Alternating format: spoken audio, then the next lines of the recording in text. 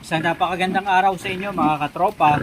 So ngayong araw na to, pag-usapan natin mga bakuna, vitamins and vaccine na kailangang ibigay sa mga patabaing baboy o palakihing baboy.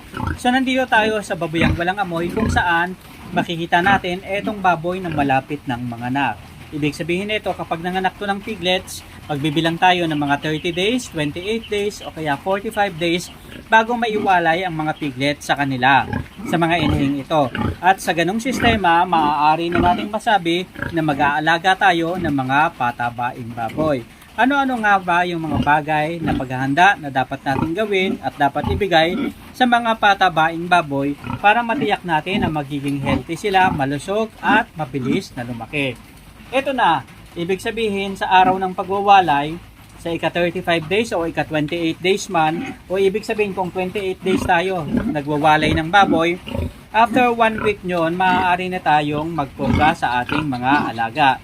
Ibig sabihin, yung mga piglets na winalay natin sa inahin, is pwede natin gamitan ng Latigo 1000 o Ivermectin. Kung Latigo 1000, makakatulong ito para maalis ang mga bulate sa kanilang mga tiyan na nagpapabagal sa paglaki ng mga baboy. Ang isang sachet ay maaari nang magamit para sa 10 piglets. Ihalo lamang ito sa mga tubig o pagkain na kakainin ng ating mga alagang baboy.